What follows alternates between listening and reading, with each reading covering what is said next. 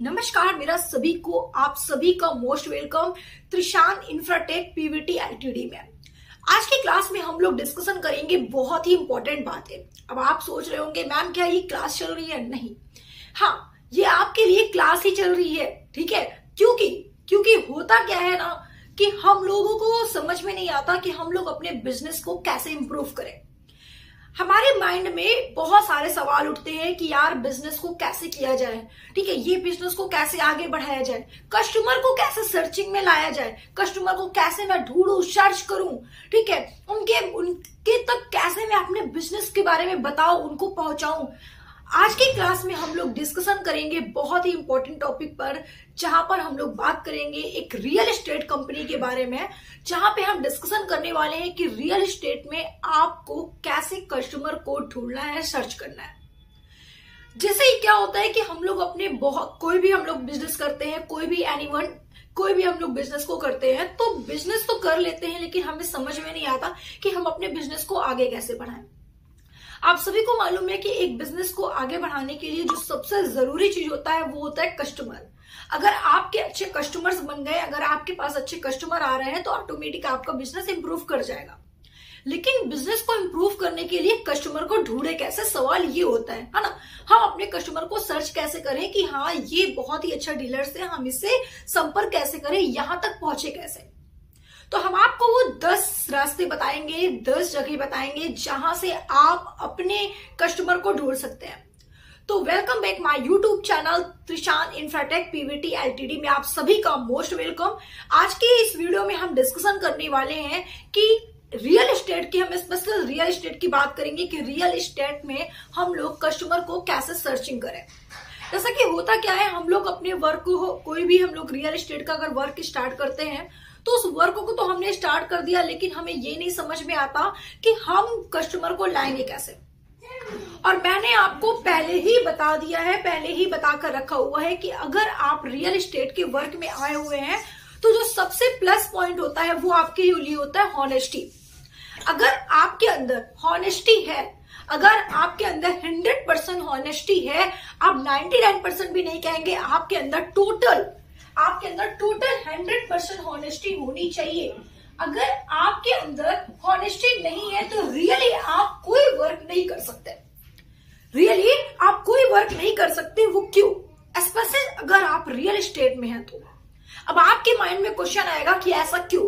तो क्या आप मुझे बता सकते हैं कि अगर आपका एक कस्टमर बनता है और उसके साथ आपने हॉनेस्टी नहीं दिखाई, बेईमानी करके उसे कोई प्लॉट दे दिया और क्या बताया था और उसके साथ क्या किया, तो क्या आपका वो कस्टमर आपके साथ कंटिन्यू बनेगा? क्या वो कस्टमर और कस्टमर को लाने की कोशिश करेगा? क्योंकि एक कस्टमर हमारे 1000 कस्टमर को लाने की कोशिश कर सकते हैं। अगर आपके एक अच्छे कस्टमर बन गए तो वही एक कस्टमर आपके 100 कस्टमर आपको देने की गारंटी देते हैं। तो चलिए, ये तो बात हुई आपकी हॉनेस्टी की, उसको हम साइड में रखते हैं। इससे पहले भी मैंने इस टॉपिक पर डिस्कशन किया था। अगर आपको बिजनेस कैसे करना है, क्या करना है, कौन सा बिजनेस कैसे आगे बढ़ाना है, इंप्रूव करना है, स्पेशली अगर रियल एस्टेट के बिजनेस के बारे में इंफॉर्मेशन चाहिए, तो अगर आपने अभी तक चैनल को सब्सक्राइब नहीं किया तो चैनल को सब्सक्राइब करिए, बेल आइकन का बटन ऑन रखिए, जिससे कि वीडियो का नोटिफिकेशन आपके पास सबसे पहले पहुंचे। तो देखिए, हमारा सिर्फ इतना सा सवाल है कि हम रियल एस्टेट में, आज का जो हमारा मेन टॉपिक है कि हम रियल एस्टेट में कैसे कस्टमर को सर्च करें। आप मुझे ये बताओ, आपके फादर रियल एस्टेट का वर्क कर रहे हैं, क्या उन्हें आइडिया है कि हम कैसे इंप्रूव करें किसी वर्क को?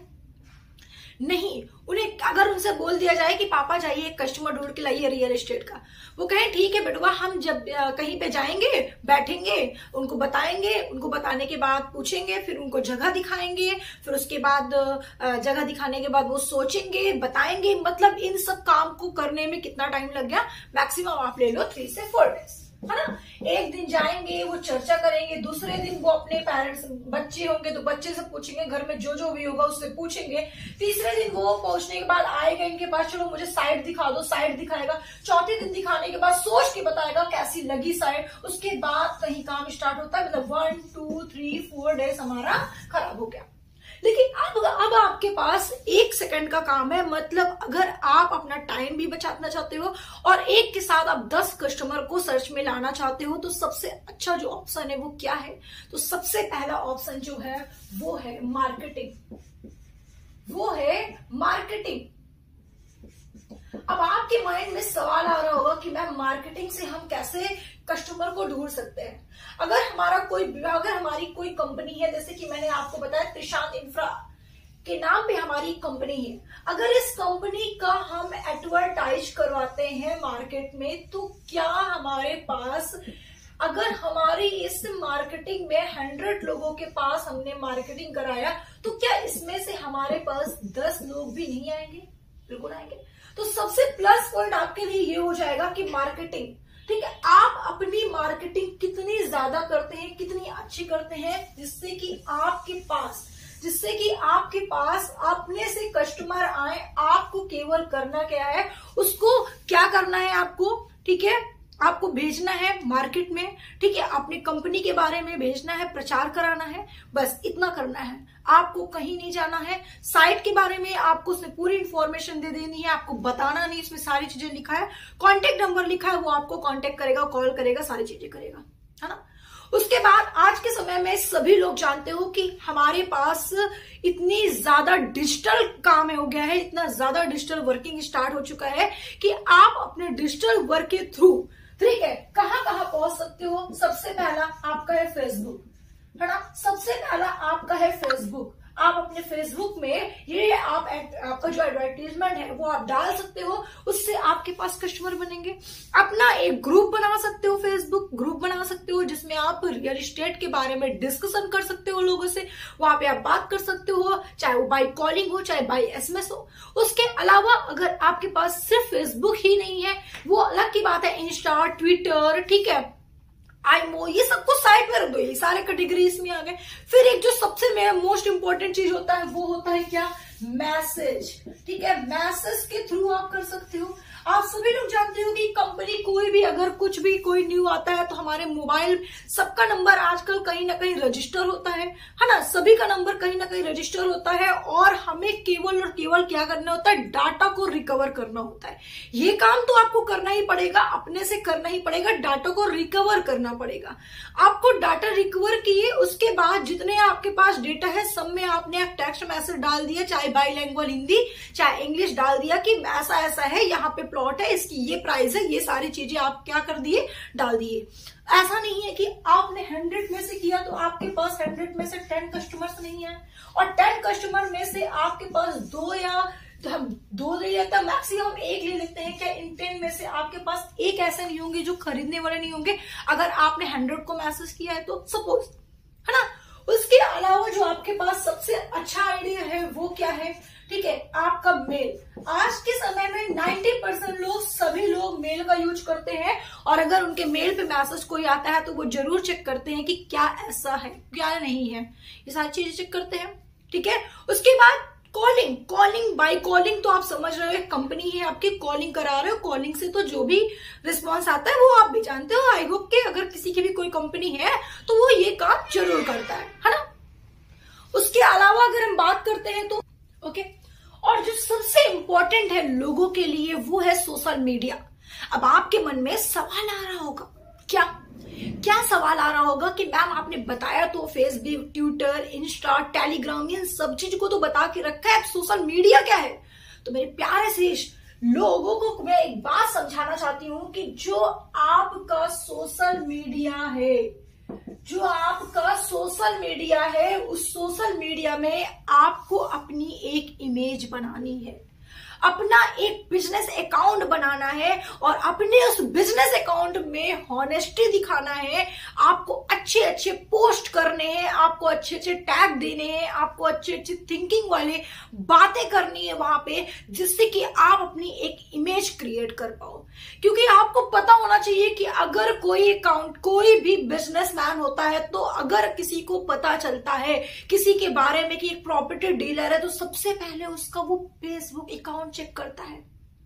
सबसे पहले उसका वो अकाउंट चेक करता है कि रियली उसका अकाउंट क्या है, कहीं फेक तो नहीं है। तो सबसे पहले आपकी जो पॉजिटिव होनी चाहिए वो है आपका सोशल मीडिया अकाउंट। वो आपकी सबसे ज्यादा पॉजिटिव होनी बहुत जरूरी है। अगर आपके उस सोशल मीडिया में एक निगेटिव आ गया तो आपकी लाइफ वहीं पे एंड हो जाती है। अगर आप रियल एस्टेट कंपनी को इंप्रूव करना चाहते हो, अचीव करना चाहते हो, तो एक बात मेरी हमेशा याद रखना कि वहां पे आपका जो सोशल मीडिया अकाउंट होना चाहिए वो पॉजिटिव ही होना चाहिए। वहां पे कोई भी निगेटिव मार्किंग नहीं होनी चाहिए। Be positive positive positive. आई बात समझ में? उसके अलावा उसके बाद आपका जो नेक्स्ट पॉइंट होगा वो ये है आपका क्या, वेबसाइट।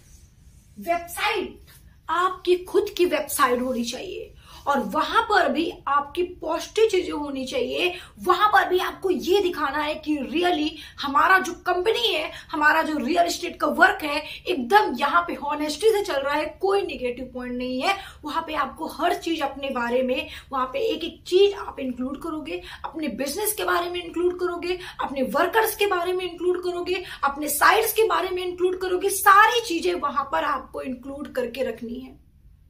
उसके अलावा एक जो सबसे मोस्ट इंपॉर्टेंट चीज होता है और बहुत ही ज्यादा फर्क पड़ता है लोगों पे, वो है आपका व्यापार प्रदर्शनी। मतलब व्यापार प्रदर्शनी का मतलब यहाँ पे ये आपको समझाना चाहता है कि आप, जैसे कि आपने देखा होगा कहीं बहुत ही बड़ा मेला लगा हुआ है, वहां पर एक साइट में आप अपना वो लगा लो, ठीक है, वहां पर जाकर उसका प्रचार करो, ठीक है, उसके बारे में बताओ। वहां पे बहुत फर्क पड़ता है, ठीक है। उसके अलावा जैसे कि कुंभ का मेला आ जाता है तो आपने देखा होगा कि वहां पे हजारों लोग ऐसे बहुत सारे अपना अपना लगाए रहते हैं, ठीक है, अपने कोचिंग के बारे में, इंस्टीट्यूट के बारे में, सभी चीज के बारे में कोई ना कोई अलग अलग लगाए रहते हैं। तो वहां पे आपका बहुत इफेक्ट पड़ता है क्योंकि वहां पे डिफरेंट डिफरेंट तरह के लोग आते हैं और आपसे देश विदेश से लोग अटैच होने लगते हैं, जुड़ते हैं।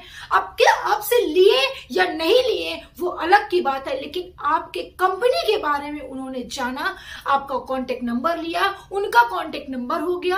आप अभी छोटे हो, आपके पास वो अचीव नहीं है, लेकिन जब आप अपने बिजनेस पे ग्रोथ करोगे तब उनके पास कॉलिंग करोगे, तब उनके पास बाय एसएमएस से करोगे। हो सकता है कि आज नहीं तो कल मेरी कंपनी के बारे में वो अच्छा जाने, अच्छा समझे और वो आए हमारे एज ए कस्टमर और हमारे साथ प्लॉट की सेलिंग भी करें, ठीक है, परचेस करें, ठीक है। तो ये मैंने आपको कुछ पॉइंट बताया, जैसा कि सबसे प्लस पॉइंट मैंने आपको बताया कि सोशल मीडिया पर आपका जो अकाउंट होगा एकदम हॉनेस्टी से होना चाहिए। वहां पर आपको जो भी मेंशन करनी है वो गलत नहीं करेंगे, ट्रू करेंगे, क्योंकि आपकी एक गलती आपका पूरा कैरियर बेकार करके रख देगा, ठीक है। उसके अलावा अगर हम बात करते हैं, ठीक है, तो आपकी सोशल मीडिया के अलावा टेली मार्केटिंग से जो अच्छा बेस्ट होता है वो होता है आपका मेल, ठीक है, क्योंकि मेल में क्या होता है आपकी बातें को अच्छे से पढ़ते हैं। अब ये नहीं कि उसमें इंग्लिश में गिच करके लिख दो, भैया को ना अनपढ़ आदमी हो और बहुत बड़ा बिजनेसमैन और नहीं पढ़ पा रहा हो तो परेशान हो जाए, ठीक है। उसमें बाई अच्छे से अच्छे लैंग्वेज में आपको हिंदी में लिखना है, ठीक है। और एक चीज हमेशा याद रखिएगा कि ऐसा ना हो कि आप अपनी कहानी उसमें लिख डालो, है ना, कुछ भी लिखकर बोर्ड लगा दो, एसएमएस कर दो। नहीं, आप कुछ ऐसा लिखो उसमें जो लोग अट्रैक्ट हो जाए, है ना, जो लोग अट्रैक्ट हो जाए, क्योंकि वहां पे आपको अट्रैक्ट ही तो करना है। कम से कम हम में से परचेस करें या ना करें, हमारे पास कॉल तो करें, आप उस तरीके का तो मैसेज तो लिख के सेंड करो। तो इन सब बातों को आपको बहुत ही ज्यादा ध्यान देना है कि हमें कैसे अपने कंपनी को इंप्रूव करना है, कैसे आगे बढ़ाना है, कैसे ग्रोथ में लाना है, सर्चिंग में लाना है, ठीक है। वो चाहे आपका स्टडी का हो, चाहे वो रियल एस्टेट का हो, किसी भी कंपनी के लिए। लेकिन स्पेशलिस्ट अगर हम दो बिजनेस के लिए आपको बता रहे हैं, एक हमारा होता है नेटवर्क मार्केटिंग और एक हमारा होता है रियल एस्टेट। इसमें आपको 100% अपनी हॉनेस्टी देनी पड़ती है। अगर इस 100% में से 1% भी आपकी हॉनेस्टी नहीं है या 100% में से 99% हो गई, 1% आपने कट कर दिया, तो वहीं से आप ग्रोथ करना भी कट करते जाओगे। धीरे धीरे आपका कम होता जाएगा।